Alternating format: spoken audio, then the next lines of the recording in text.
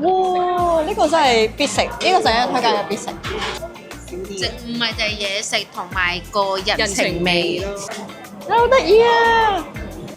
我哋將會搬去士美菲路街市嗰個頂樓熟食中心。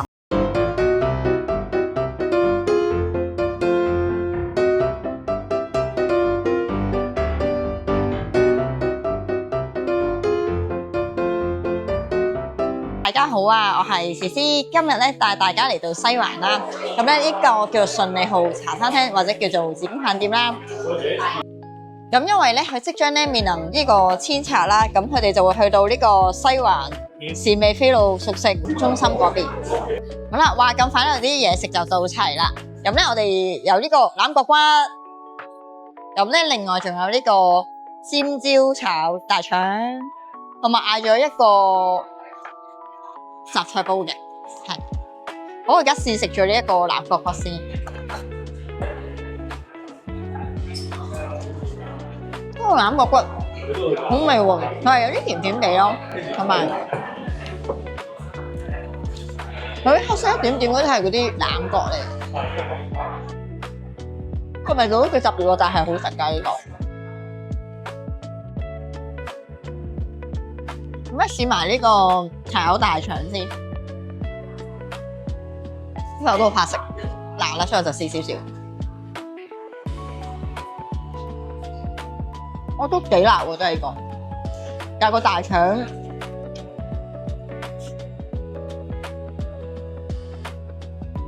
佢個佢唔厚喎，佢好得意喎，嗰個大腸係薄薄地咁樣，跟住有啲煙韌啦，但係好入味喎呢個，係野味嗰啲咯。呢個飲啤就啱晒呢個。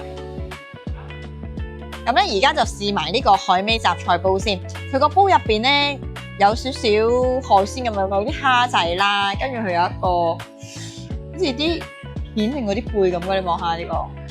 咁同埋有一啲蔬菜，例如啲西蘭花啊、菜心。原來佢有魷魚嘅喎，我畢到啲魷魚。同埋啲冬菇咁樣，咁我而家時間關係，畢咗出嚟啦，試下好唔好食先。哇！呢個好味，嗰啲粉絲咧唔會爛晒，幾爽，同埋好鮮甜喎呢個。我呢個煲好味喎呢個，呢個鮮甜啊呢個。我試下嗰啲湯。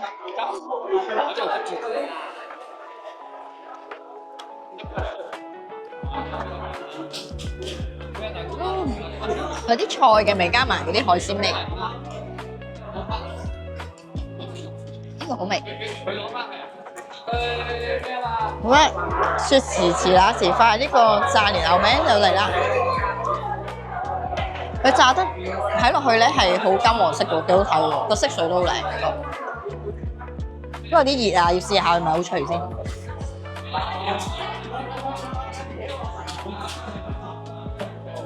我覺得呢個蓮藕餅超級好食喎！佢本身咧係有少少調味咧，已經係整咗落去㗎啦。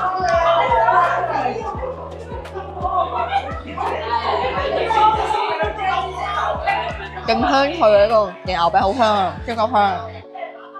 乜蓮藕咧係爽爽脆脆咁樣嘅嗰個感覺。呢個好味呢個。勁香口呢個。頭先咧，佢哋話嗰個咕嚕肉都好多人嗌嘅，都好出色嘅。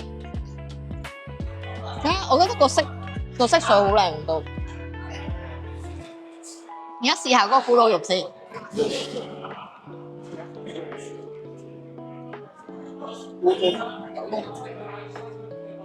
仲脆緊啊！雖然佢係淋咗啲汁上去啦，全部都係好多汁㗎。跟住咧，隔壁個皮都係好脆好脆嘅，仍然係。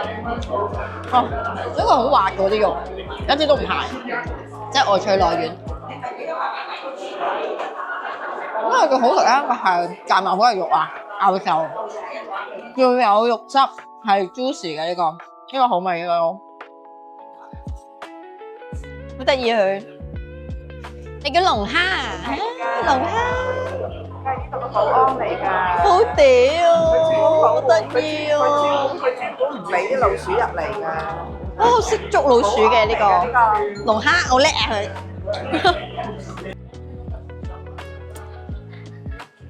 冰鎮鮑魚係啊，勁靚啊，好大嚿啊！呢個鮑魚都，我哋攞上手俾你睇下先，睇下都好大嚿啊呢度。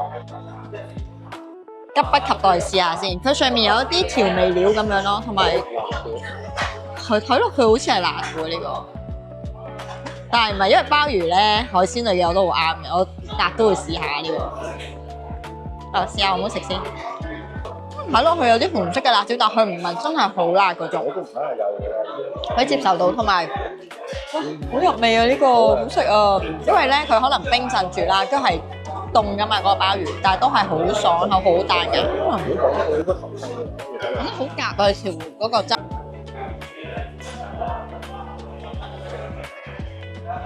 好腍同埋真係好爽啊呢個汁真係好食呢個，一啲都唔辣其實，係睇落去感覺啲汁辣唔辣？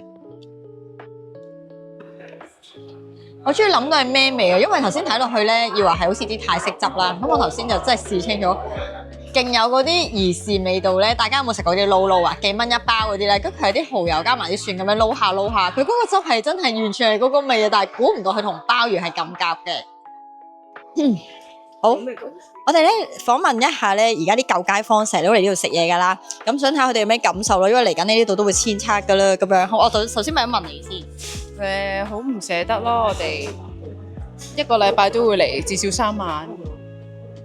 係啊，都係好唔開心，因為好多朋友都係喺度識㗎啦，之後又好有人情味，老闆娘啊、老闆啊，就算呢度員工全部都係好，已經個關係唔係淨係客人咯，已經好似屋企人咁樣，所以都係好唔捨得嘅。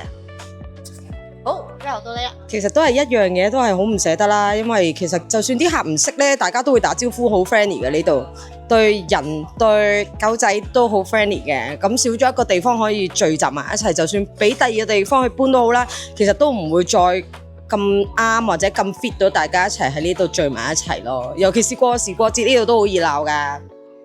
好啊，多謝晒你哋3個可以講下呢個感想，因為大家都好唔捨得，同埋咧我都係比較少過嚟食啦，特登過嚟採訪啦，咁啊覺得啲嘢食真係好好食。如果你問我嘅話，我會好唔捨得啲嘢食啦，因為真係好味。少啲唔係就係嘢食同埋個人情味咯。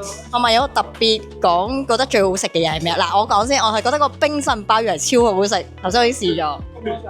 我哋中意食個蠔仔粥啦，口水雞。其實佢個烤魚都幾好食嘅，其實佢好多嘢都好食啊！佢個蝦仁炒蛋都幾好食嘅。希望下次仲有機會可以試到佢哋嘅美食啦。頭先咧就食完餐咁豐富噶啦，咁咧頭先我就未評分，咁我而家想評埋呢個分數先。嗰啲嘢食咧真係好食，我會俾9.5分，但10分唔係滿分啦，但係所有嘅嘢食都好出色。